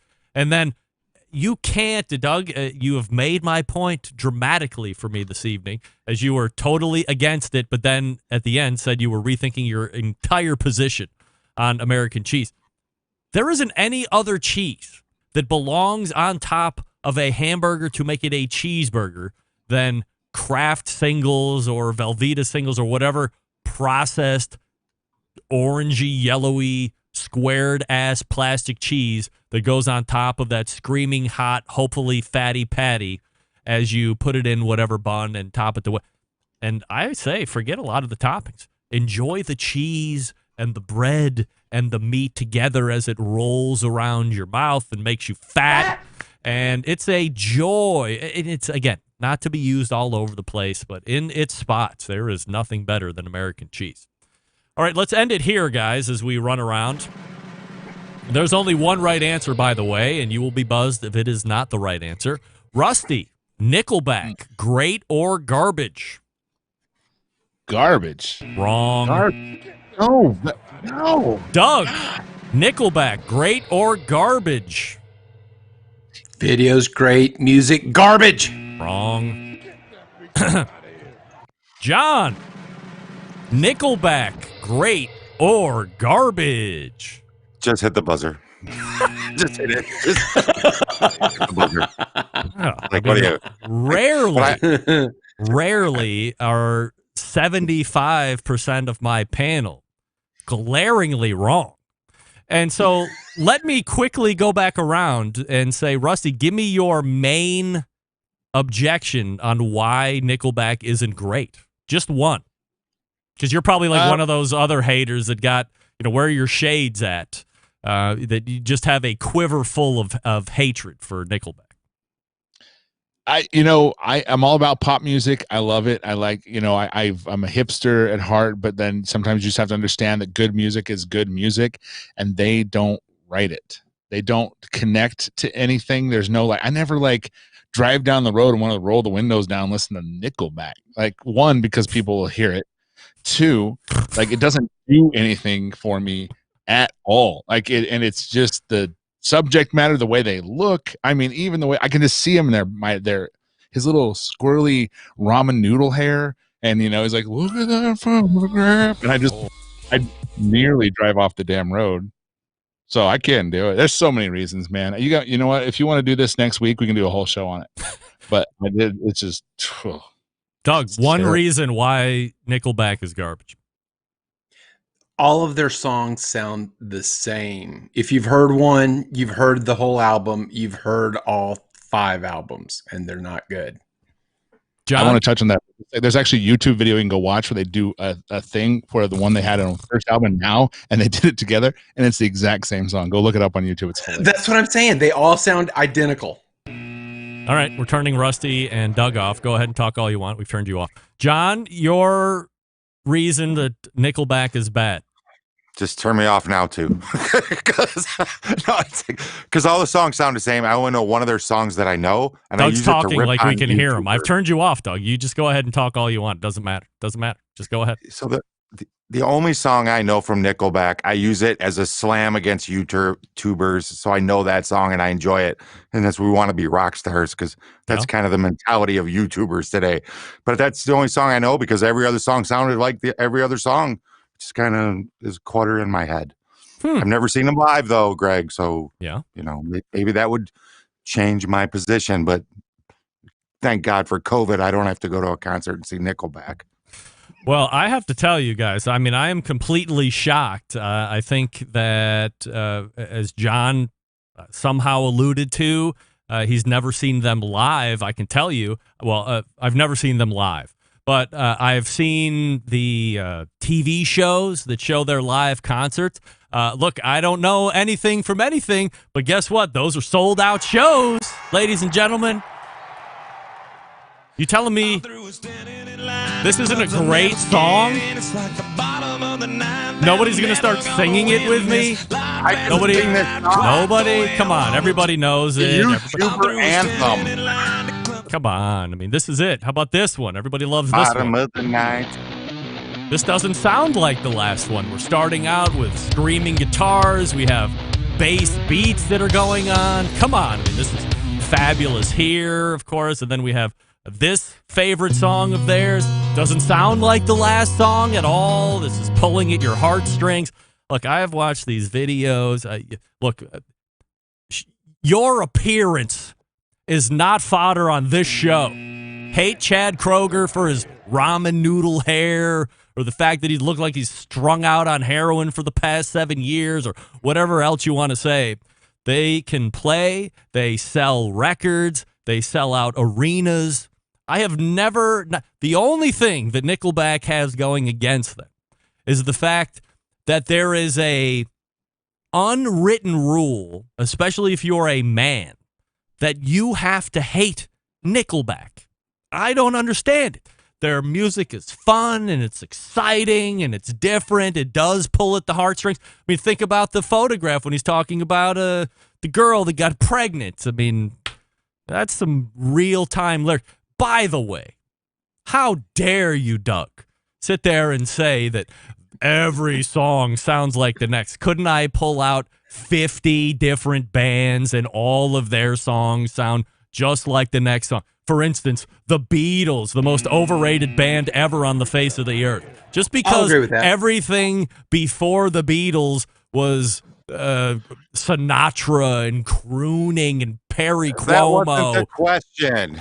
The question was Nickelback. It wasn't the Beatles. It was, you asked about Nickelback. We answered.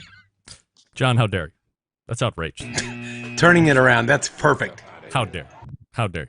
He reversed the heat on me. Nevertheless, this might make it until... I think I'm still... This might make it until into next year's review of 2020. These are COVID-related times, guys. This is why we're talking about this. We're airing it all out. Oh, my God. We've gotten you ready for Thanksgiving. That's the most important part, number one. Just made people sick. Number two, we can all agree in reality that Nickelback is one of the best bands ever. That's what we can say.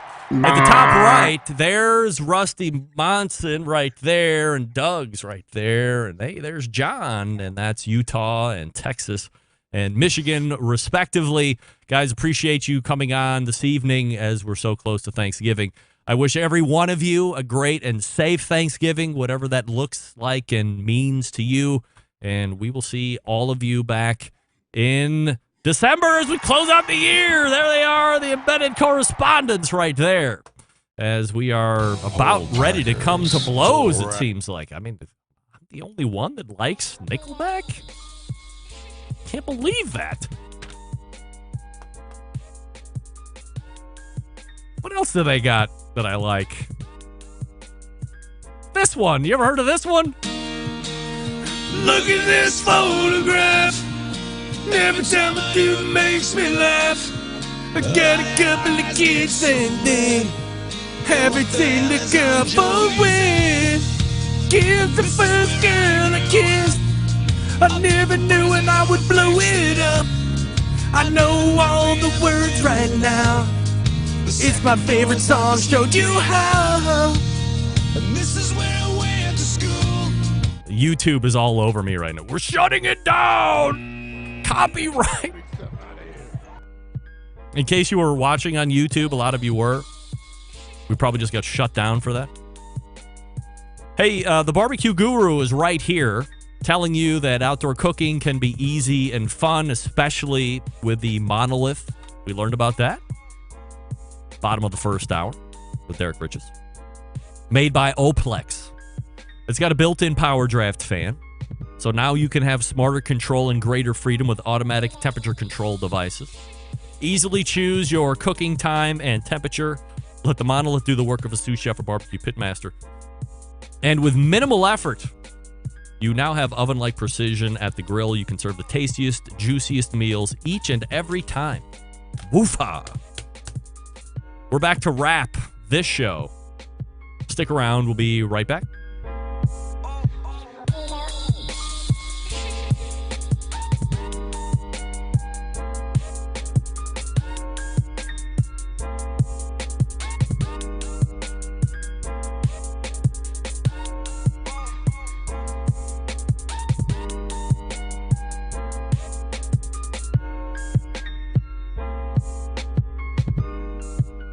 Whole packers, full racks, legs and thighs, injecting butts. If you've never heard this before, you might think you found the best XXX show ever.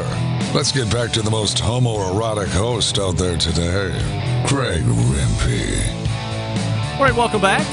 Don't forget to sign up for the smoke sheet over at bbqnewsletter.com. Coming out every Wednesday with cool news items covering the live fire industry. Through newsletter form, this show does it audibly. They do it through the written word. bbqnewsletter.com. Doug Scheiding, the Rogue Cookers, Texas embedded correspondent. There's Doug. You're listening to the Barbecue Central Show. It's happened again. It's 3 times in a row. What are the chances? 3 and... No, the math got too much for me. I'm sorry. I can't do it. 1 in 29. Wow, I can't believe that happened again. What about this song? This is live, by the way. Listen to this. This is live. Oh, yeah. We're going to break it down. I might sing one of these songs for 2021.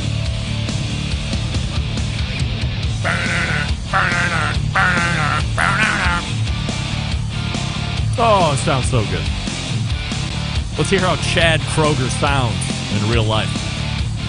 Let's hear it. Oh, it sounds great, just like the album. All right, I don't know what you guys are talking about. Kooks. All right, let's go ahead.